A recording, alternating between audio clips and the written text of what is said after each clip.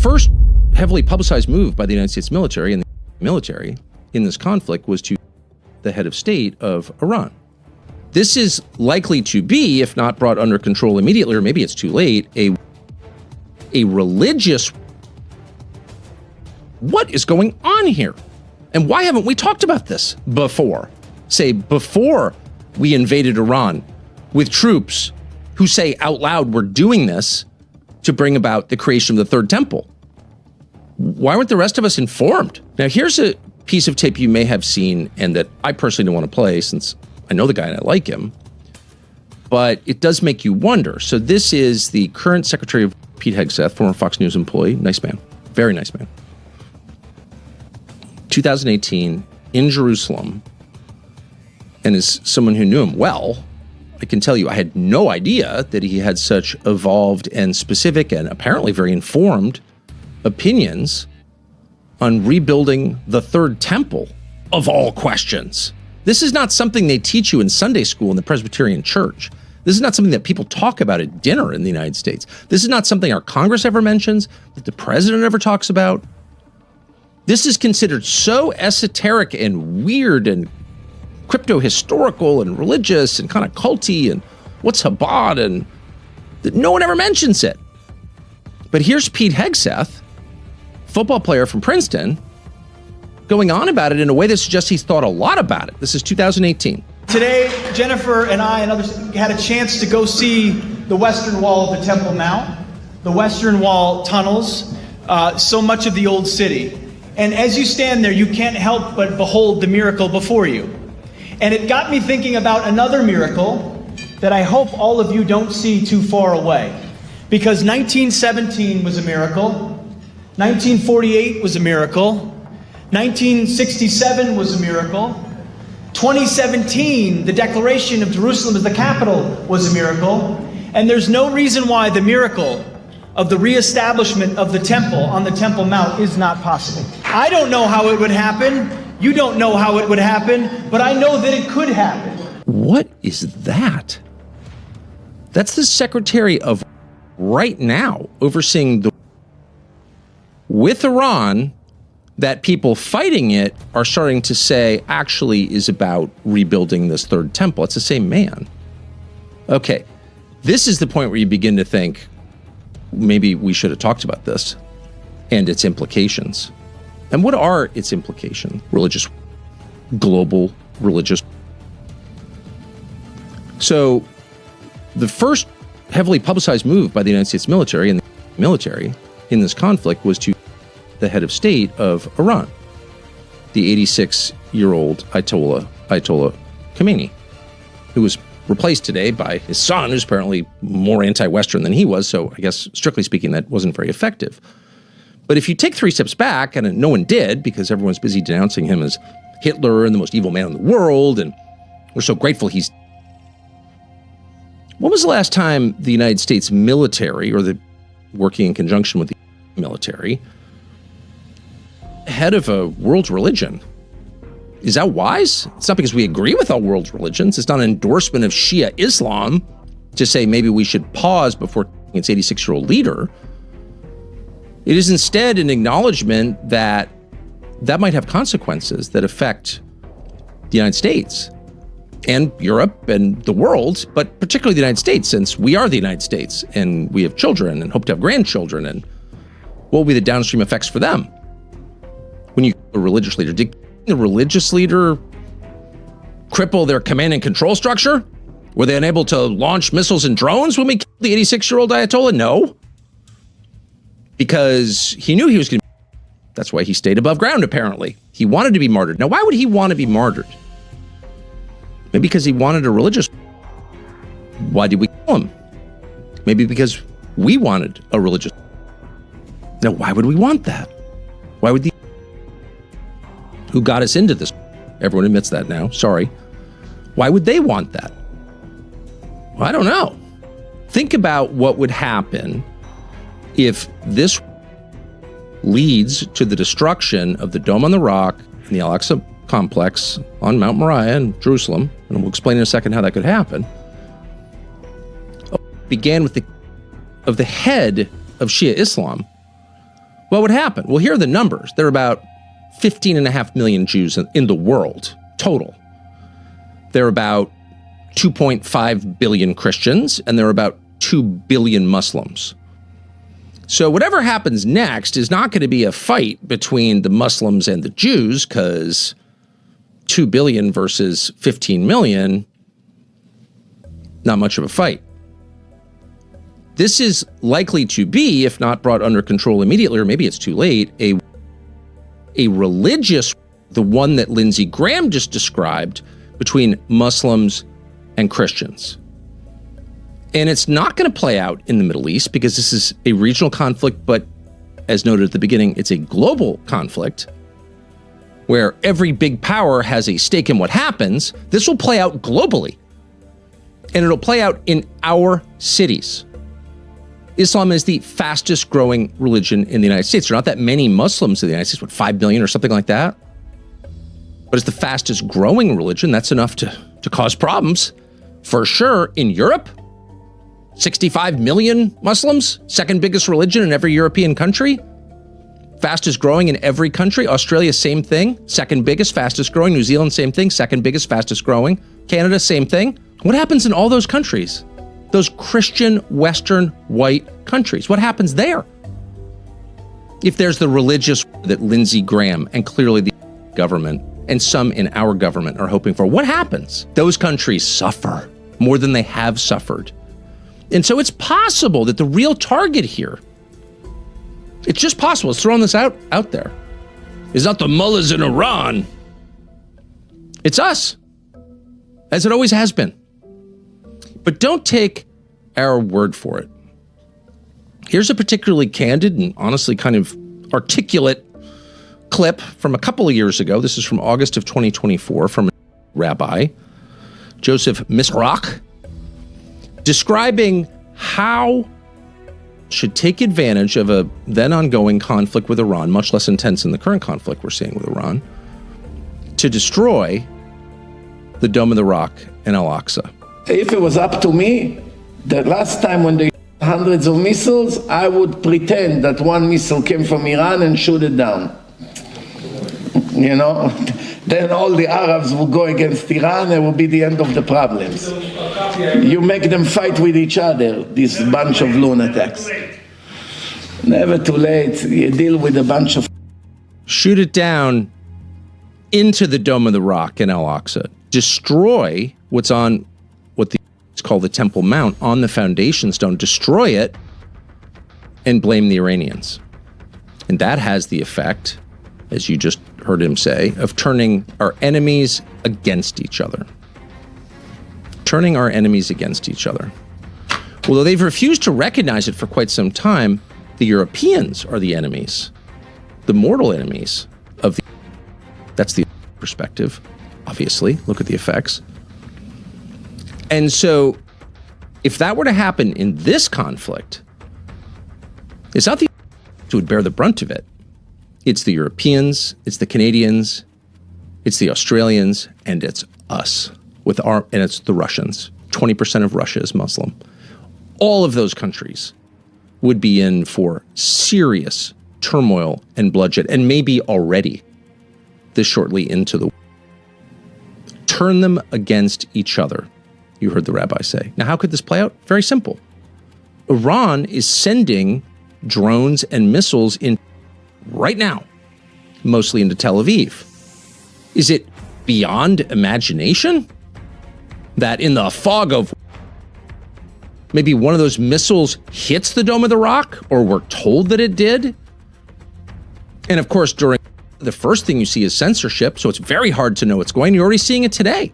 Is there less or more video available on the internet today than there was yesterday from this? Well, there's much less, of course. That's called censorship.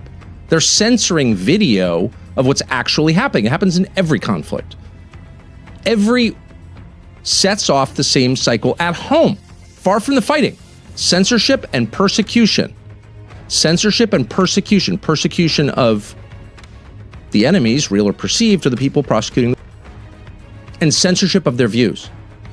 So in that environment, when you can't really know what's going on, it's thousands of miles from here, all of a sudden, The Al-Aqsa complex is just vaporized. Oops, the Iranians did it. Then we have this debate. It's like a hospital. Who did it? Well, it was a booster from a rocket. Well, how do I know? I wasn't there. All we know is it's gone. Oh, so sorry. Could that happen? Oh, yeah, it could happen. He's telling the truth for once. This is a religious, fundamentally. No two great powers want to go to each other, of course, especially in the age, because that could mean simultaneous elimination, and no one wants that. It's a safe bet that almost no one involved in the war now ongoing in Iran and the Gulf would like to see it continue much longer. If you were to poll, well, the Iranians or the Americans, basically anybody, how long do you want this to go? Very few people would say, I want it to go a long time. But that doesn't mean it won't go a long time. Unfortunately, it is likely to. It's unlikely to be resolved anytime soon. Of course, that could prove to be untrue. You never know. It's an utterly dynamic situation. But big picture, there are still a couple of unresolved questions that this may resolve. This war may be the only thing that resolves them. And so until there's a consensus on the answers to those questions, it probably is going to continue. What are those questions? Well, the first is geopolitical, and it's the biggest question of all, which is who runs the world? Who gets to make the decisions? Not simply who's richest, but who makes the rules, who sets the terms. And for most of our lifetimes, there has been no question about that. The answer has been the United States. The United States sets the rules. The United States runs the world. That's been true in the western half of the world since 1945, when the U.S. emerged stronger and richer than any other nation after the end of World War II. And it's been true since August of 1991, 35 years ago, after the collapse of the Soviet Union. The United States has reigned in a unipolar world. That's what they call it. There's just one pole. There's one center of gravity. There's one power center, and that's been the United States. But that has changed over the past several years, maybe decades, certainly since China was admitted into the WTO in 2001. Now it is a multipolar world. You've heard that phrase, no doubt, and that means there are at least a couple centers of gravity. Really, there are two. There's the U.S. and the constellation of states with which it's allied, and then there is, on the eastern hemisphere of the globe, China. And China is now a peer with the United States, at least, almost no matter how you measure it. Population, of course, much bigger. Military power, well, we're not quite sure, but certainly from a technological and industrial output standpoint, at least a peer. And then on a pure economic level, well, China has a bigger economy, a bigger real economy than the United States. So yes, China is a peer. And so the question is, since you now have two countries that are roughly evenly matched, we never do know until they come into conflict, but they seem roughly evenly matched, who gets to set the terms for commerce and diplomacy and everything else that happens on the globe? Well, if you were to reach a diplomatic solution, there would be, in effect, a power sharing agreement between these two countries. You take the East, I take the West. Here are the terms. But unfortunately, no such agreement, formal or informal, has been reached for a bunch of reasons. It's everybody's fault. But one of the reasons is almost nobody in Washington can get his head around the current, present, obvious reality, which is, no, we don't run everything anymore. We are in competition, not necessarily in conflict, but in competition with this other country that's at least as powerful as we are, called China, different system, language, culture, etc., but at least every bit as powerful. And so you can't make unilateral decisions anymore. It's sort of that moment that many parents face when used to barking orders at their kids, they realize the kid is taller than them, and like it's a new relationship in some ways. You're always the parent, but you can't just bark orders anymore. That's pretty much where we are with China, or maybe a little past that, actually. And what we've noticed over the past several years is the total unwillingness, the inflexibility of Washington policymakers to just acknowledge the reality. And instead, even as we speak, there's probably some symposium underway in Washington about what will we do if China invades Taiwan. Well, of course, from China's perspective, Taiwan is part of China. It's just sort of run off for the past 75 years, but it's still part of China. That's their view. And the United States, of course, isn't in a position to stop the reclamation of Taiwan. Let's stop lying. And yet only in D.C. is that not obvious, which is to say people in Washington are still acting like they're running everything unopposed, but they're not. And the rest of the world is looking on and thinking at some point, you got to knock it off and face reality. Now, there are a lot of people in the United States, me included, who would like to live in a unipolar world. It's way less fun to be constrained, to have to come to terms with another country before you make a decision. No one wants to do that. No one wants to be challenged. But again, it's sort of not up to us or anyone the moment that you live in. You're not in charge of reality, actually. And so this is the reality we live in. And the question is, are we going to come to terms with it in a reasonable way, or are we going to be forced through use of arms to face that reality? And it looks increasingly like the latter. Unfortunately, that is not the way to settle matters like this, because you can emerge greatly diminished from those contests and find yourself in a much weaker negotiating position. Better negotiate while you're strong than when you're weak. But our leaders weren't wise or farsighted enough to do that. Seized by hubris, they were dictating terms, like Baghdad Bob. It's sad, actually. No reason to laugh about it. But that is one of the questions now being decided in Iran. Why Iran? Well, because these questions are always decided by proxy. No two great powers want to go to war with each other, of course, especially in the age, because that could mean simultaneous elimination, and no one wants that, at least consciously. And so typically these things play out in third countries, like Vietnam famously, or Afghanistan for both the Soviets and the United States, or Korea, and now Iran. Iran, which is part of an alliance that includes the other big powers, Russia and China. So they may not be explicitly weighing in, which is to say they're not fighting alongside the Iranians yet, but they're certainly on Iran's side, and they're certainly helping in a multitude of ways, one expects. And a lot for them rides on the outcome. And because it does, makes it harder to settle this thing. So that's the geopolitical, very obvious overlay here. That's why this is not just a debate about whether the Ayatollah has weapons. Stop. It's much bigger than that, and much more serious than that, and the consequences are much more profound than that. So that's the first. But there is another layer that most Americans are not aware of, but much of the rest of the world is highly aware of, and that is a religious layer. Now, Lindsey Graham is on tape saying to a gaggle of reporters, his bloodshot eyes, his puffy face, God knows what he's been doing, saying explicitly, this is a religious. Now, his motive in saying that, he's not here to answer the question. We can only guess. Is he trying to foment a religious war? Probably. He's an end times kind of guy. But it almost doesn't matter. He's telling the truth for once. This is a religious war, fundamentally. And that is not obvious to most Americans, because this is the most secular society, not just the United States, but the West, the English-speaking world, Europe and the US, Canada, Australia, New Zealand. In history, there's never been a more godless, to be blunt about it, a more secular society at scale. Never. Nothing approaching this has ever happened, ever. Every society is fundamentally a religious society, explicitly religious, except ours. So we lack the terms to describe what we're seeing, and we lack the imagination to think about it.